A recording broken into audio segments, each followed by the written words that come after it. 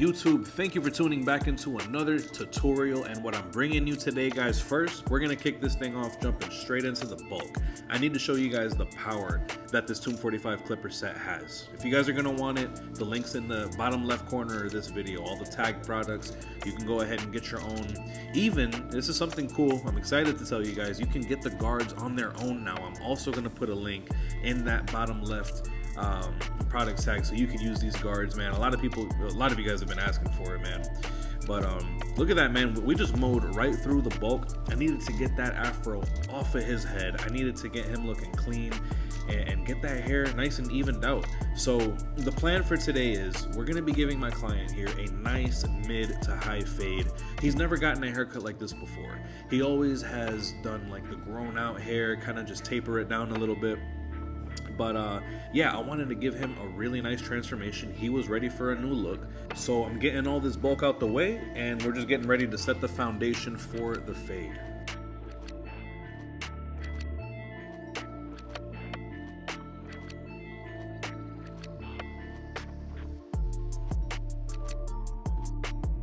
So now what we're gonna do to start this fade is I'm gonna go in with the clipper all the way closed. Now it is a matter of preference, right? Some of you guys are gonna go in with the trimmers. Some of you guys are gonna go with the clipper closed, but it's totally up to you, man. Just set the foundation, make sure that you have, this is where the fade is gonna end in my brain, right?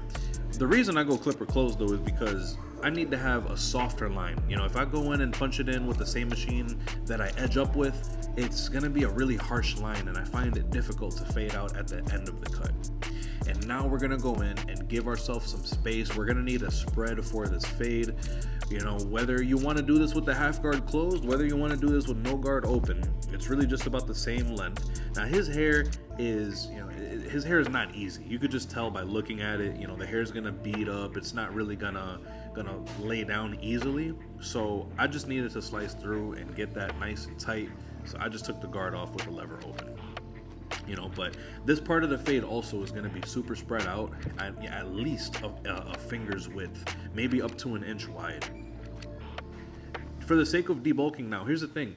You guys can actually go in and, you know, use a bigger guard. Let's say maybe you want to start with a 2 open and a 2 closed, a 1.5 open, a 1.5 closed, whatever you're comfortable with. But in this case, I am going in with this 1 guard, and I'm just using a nice like pressure at the bottom, but floating my way up and off the scalp.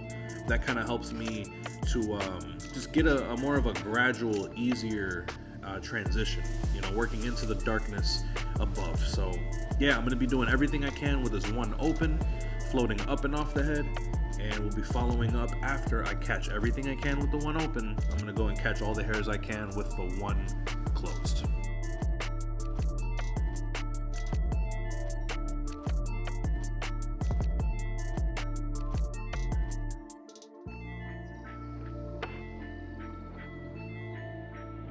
So now, you know, we already did everything we can with that 1 open. We cut all the hairs we can with the 1 closed, and I'm gonna be repeating the same motion again using the half guard, right? So I'm always thinking ahead. When I had the 1 guard in my hand, I'm getting everything I can with that guard, and I'm already thinking ahead, like, what's the next step for this? And I already knew that was gonna be the half guard, right? So I'm taking this half guard open, rocking up and off the head, same thing, just catching the hairs that will fit into this guard length, you know, doing everything I can with it open, and I'm gonna follow up again doing everything that I can with it closed.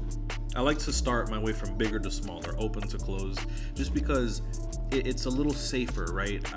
Maybe it's possible I could have just jumped in straight, like with the half guard closed, for example, but I wasn't really feeling it. You know, I really wanted to make sure that I was safe with it, because again, this is my first time actually giving him a fade. He's always just done tapers. I didn't know exactly how his hair was gonna react, but yeah, working my way from safer to more dangerous, right? Like open to closed, and just gradually being patient, watching this hair come together.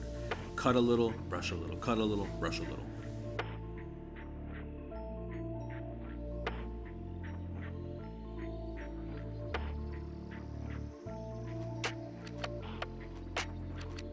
And I'm really happy with how this is looking so far. Now I just have to pretty much come back and start attacking that very bottom line.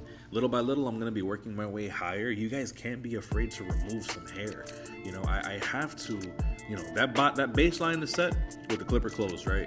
So when I go notch 1, I could push the line up a little bit. I go notch 2, I could push the line a little more. Notch 3, notch 4, notch 5, right? Until it's all the way open. And everything should blend pretty well in the middle. That's why I like to approach these fades with this type of style, this cutting style, this cutting approach. But yeah, cut a little, brush a little, cut a little, brush a little, and just keep on working.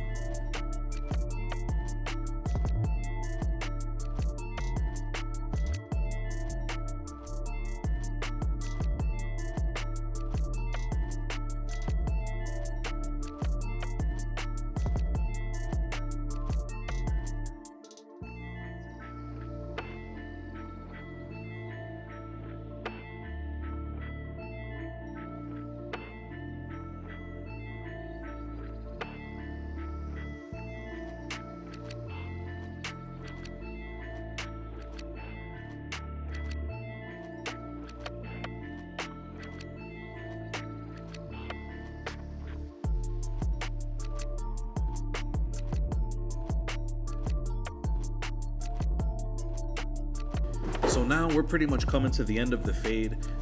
You know, most of the blend is just looking really good, but we need to detail just a little bit more. So that's why I returned now to the half guard, you know, doing a little bit of lever play. If it's a spot that's a little longer I need to hit, then I'll go with the lever open. If it's a little shorter, then I'll go with the lever closed. Just little by little, man. It's really, like, you can even look at the mirror, for example, so you could see the haircut from a different angle. Even at this point, you could look at it through your camera lens, so that way you could see all the flaws, all the imperfections that are in this haircut. So let's keep on pushing, man. Detail everything that you can. Even if there's something like longer than this, you could pull out your 1 guard if you need to, or your 1.5, you know. This is just the phase where we are going to be perfectionists. Now we're gonna really detail and just obsess over the quality of this blend. If you guys have made it this far, and if you also are Tomb 45 Academy members, make sure that you check it out, because we have a much longer, much more in-depth version of this, right, where we get super technical with it. So don't forget to check the Tomb 45 Academy if you're already a member, because this is going to be up there very, very shortly.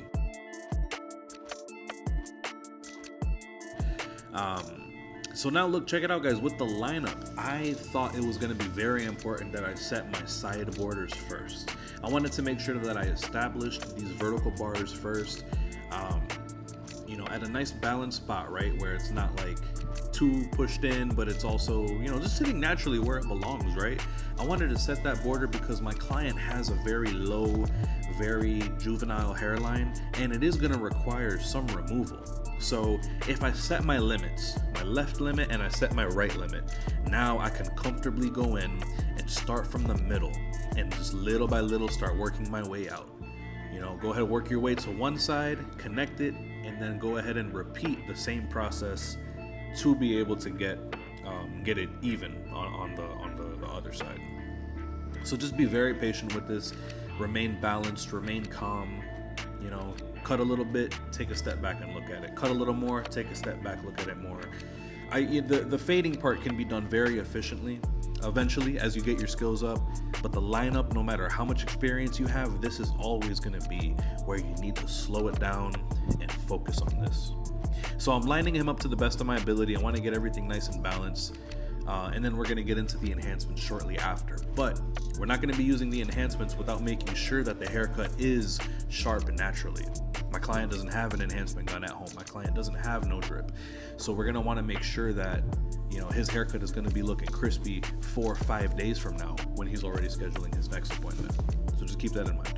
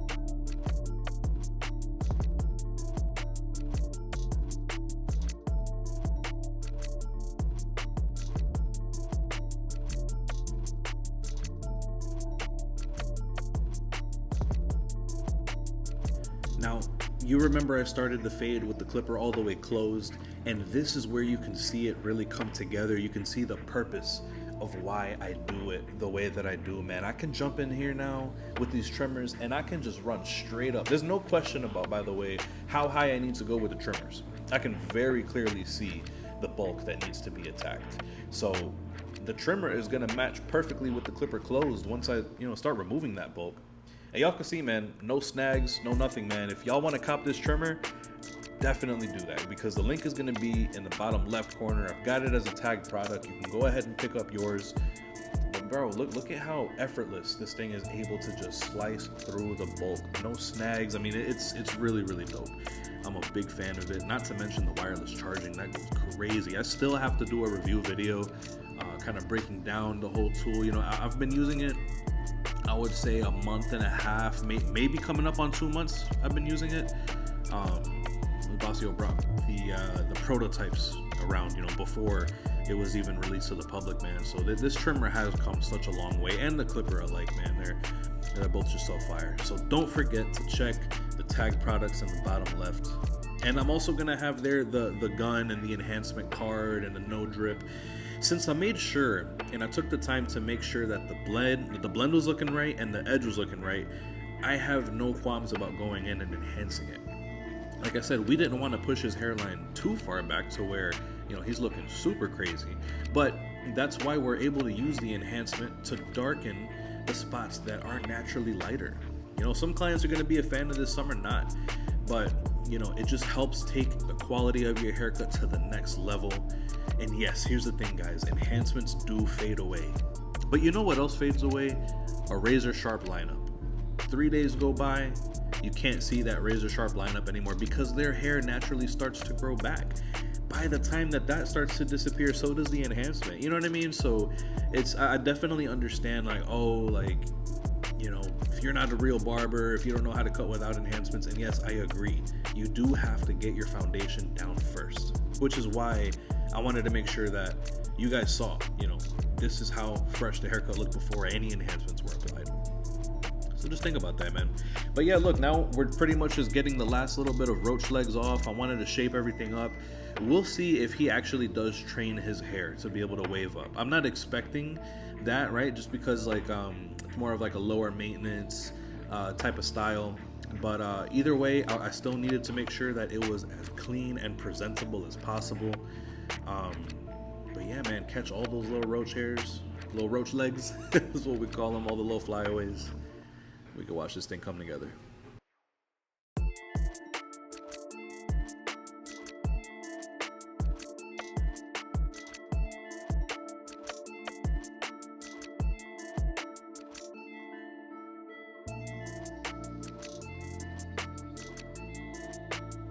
So thank you guys again, all of you who have stuck around to this point of the haircut tutorial, man. We're gonna have a longer, more broken down, much more deep dive, detailed in the Tune 45 Academy. So I'm gonna have a link down below. Definitely don't miss out on that. This is the before and this is the after, man. Thank you guys again. Like, share, and subscribe, and I'll see you on the next video.